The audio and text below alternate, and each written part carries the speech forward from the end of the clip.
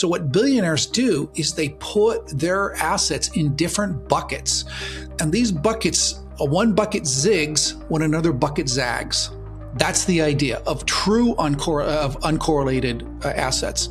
And then what happens is your overall portfolio experiences far fewer losses, is what happens. And the math is there. It's called modern portfolio theory, and it's basically a free lunch to get higher returns or lower risk. You pick. And very few investors are taking advantage of it. And if you're in the public markets, you simply can't, because the public markets are highly correlated. You've been told diversification is the key to wealth, but what if the very structure of public markets quietly works against long-term wealth builders?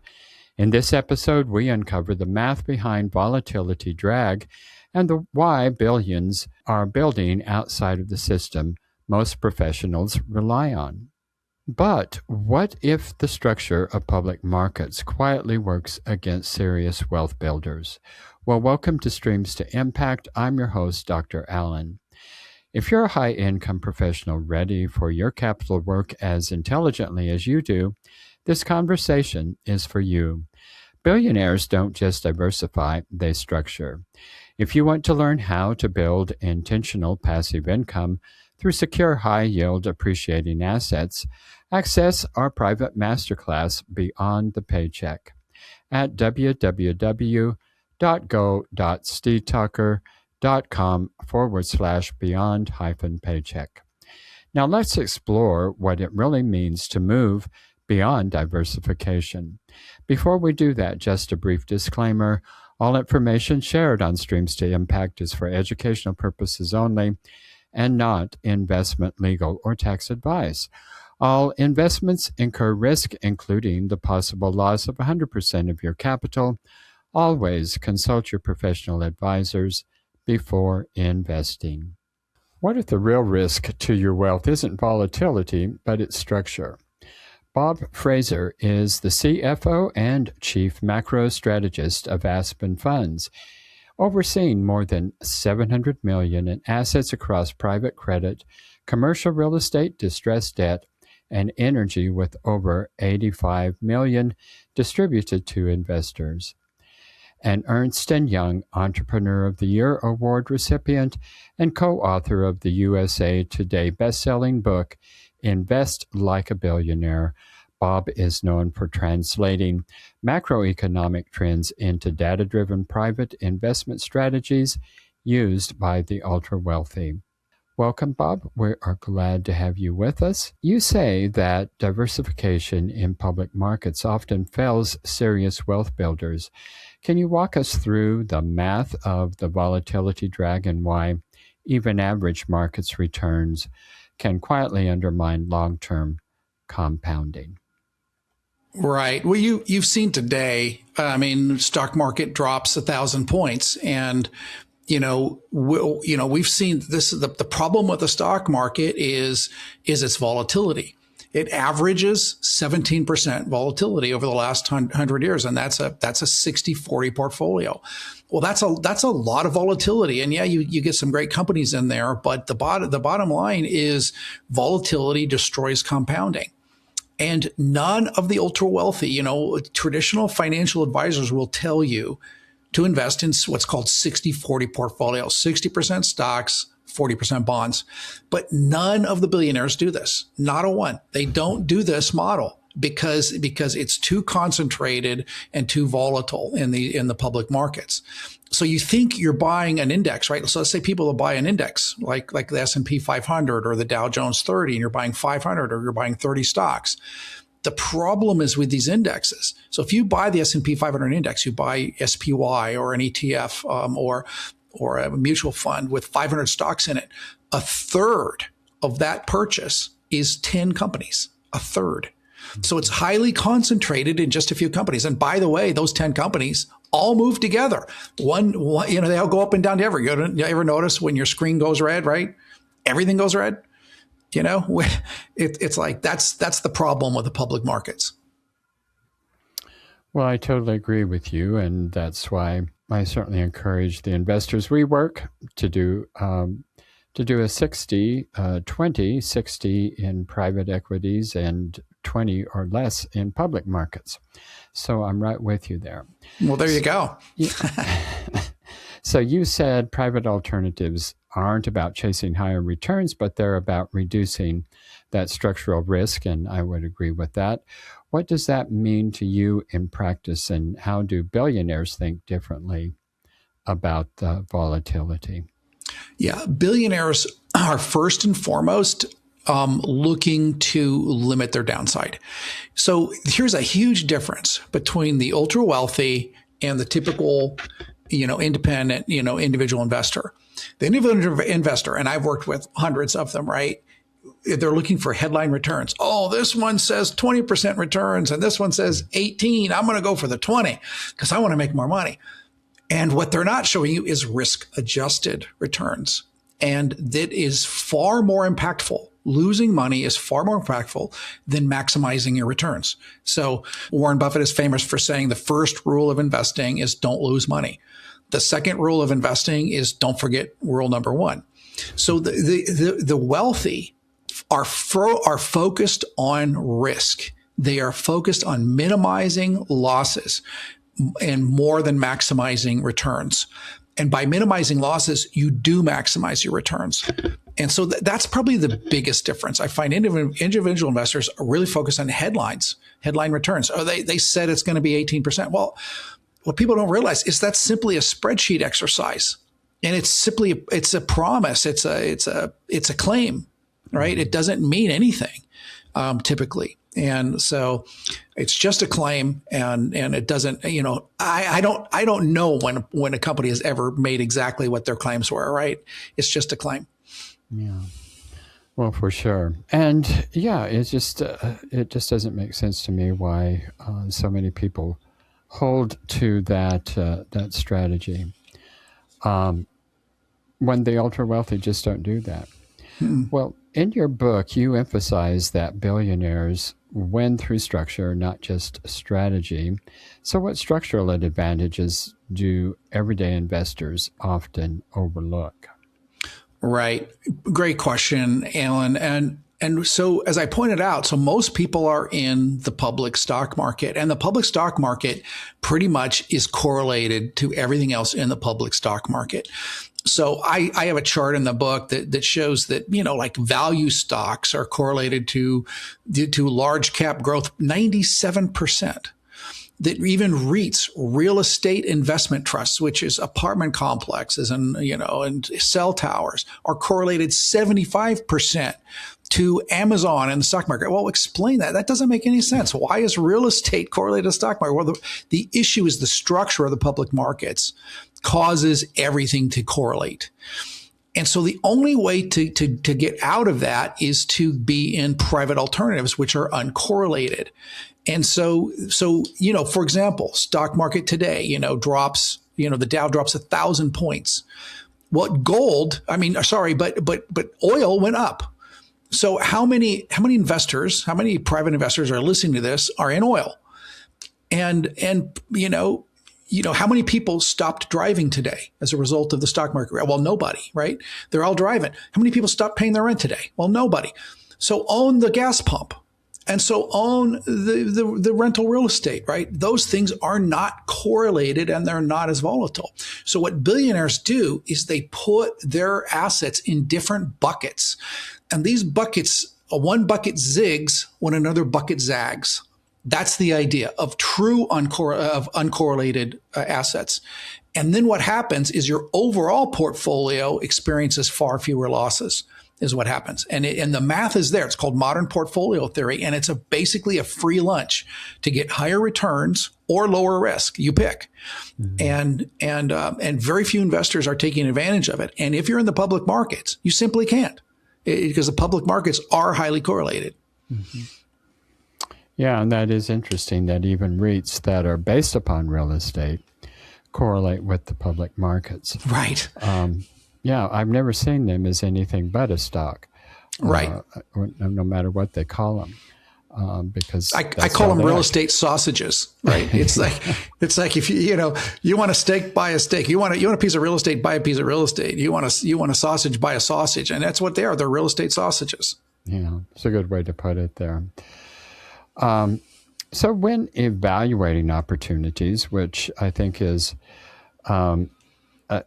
in public markets, I don't think people spend any time other than people like Warren Buffett really evaluating what they're investing So in. true. So how do you distinguish between asset risk and operator risk, which I think in private markets, that's a very important question, and you really need to understand that. Yeah. Well, the first way to mitigate risk is to make sure you have different buckets. So I recommend, right, have a public market bucket, have a bond bucket, right? But then have a private real estate bucket, have a private credit bucket, have a natural resources bucket that you're putting in private investments across the spectrum. That's number one. And number two is doing operator due diligence, right? Those are the two ways that you mitigate your risk in privates. Is first of all, manage your allocation strategy. Never put more than 5% in any one deal. I don't care how much you love it. You put any more than that, you're taking what I call the bet, right? You're making the bet. Don't make the bet. The big boys don't make the bet. Right. They're playing statistics. They're playing the numbers game. They're not trying to have a crystal ball. None of them are trying to have a crystal ball of what's going up and what's going down. They're just trying to say, I'm spreading my risk around. I'm going to make good, solid investments, knowing that some are going to go up and some are going to go down. And so managing your buckets is first and foremost. And second is picking great operators, right? The difference between operators and the public side is not pronounced. And there's one of my favorite charts in the book is from JP Morgan and shows the best REIT operators and the worst REIT operators. There's only like 1.5 percentage points of return difference between the two of them, right? They're pretty much, they're all vanilla. They're all the same. The great ones are doing mediocre and the not great ones are doing mediocre. On the private side, the best operators are doubling the returns of the public guys, double. Mm-hmm. The worst guys are losing money, right? So they're making 0% returns or negative returns. Mm-hmm. And so the way you differentiate yourself, it's almost impossible. People try to beat the public markets all the time and no one can do it really. But in the private markets, you absolutely can beat the market. And the way you beat the market is by doing better due diligence and better underwriting of these private operators.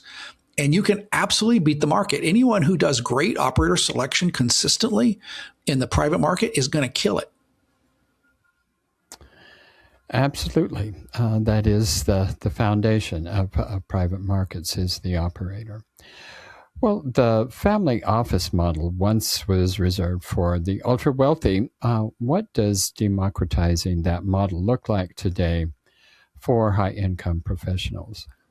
Yeah, great question. And it used to be prior to 2012, companies who were sponsors, and like Aspen, my firm, we sponsor a lot of investments. So when we were raising capital to place it into a real estate or into an oil field or whatever, we were only allowed to approach people that we knew, that we had a relationship with. Okay. We're only allowed to do that. And what it does, it means no one could ever advertise or promote. You couldn't have a web page even. Okay. What happened in 2012 is that all changed. It's called the Jobs Act. And it made a 506, a Reg D 506 exemption, 506C exemption. And what it allowed to do, that as long as companies like us verified that we were talking to accredited investors, and that means you have $1 million in income minus, except for your house, or you have $1 million net worth, except for your house, or $200,000 in income for the last 2 years, and you expect to do the same this year. If that's an accredited investor, as long as I verify that my investors are accredited, I can advertise. I can have a web page. I can do podcasts. I can do webinars. Well, what's happened is that has opened the doors wide. So now you can find out about these companies. You don't have to just know somebody, right? You can find great operators. And so it's been a proliferation of sponsors, and that's good and bad, right? Because there's, the bugs come out, right? And you get the good, the bad, and the ugly. There's a lot of really bad sponsors that are dishonest. There's not that many really, but there's enough, right? It's a concern. And then there's just bad operators, and plenty of them, but there's also great operators. And it is the way, if you can navigate that minefield, you can be extremely successful. Yeah, absolutely. And yet there's still, I think it is, there's only about 5% of accredited investors who are actually in private markets, even today. Well, I think there's a number of reasons for that, but for a successful professional sensing something structurally missing in their portfolio, what is one practical first step towards earning more with less risk through private alternatives? First step, and it sounds self-serving, but it's honestly buy the book, Invest Like a Billionaire, and read it. It really is the Rich Dad, Poor Dad for the millionaire set, and trains you how to, how the math works.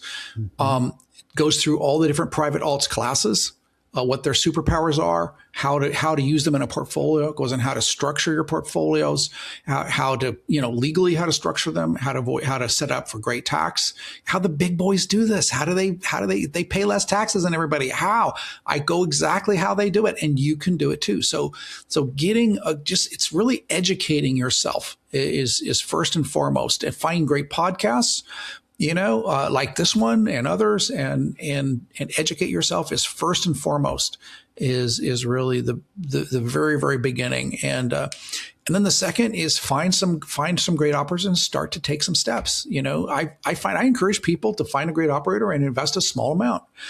And just to start to get comfortable. I find I pay a lot of attention when I write a check. All of a sudden I pay attention. Right. It's all theory until then. As soon as I write a check, now I'm paying attention. So I write a check. It's kind of my dues, right? I pay my dues. And now I read those investor reports. I talk to them, and I educate myself, because I got a little skin in the game, got a little stake. So that's really, I encourage people just to take the leap, but take a small leap.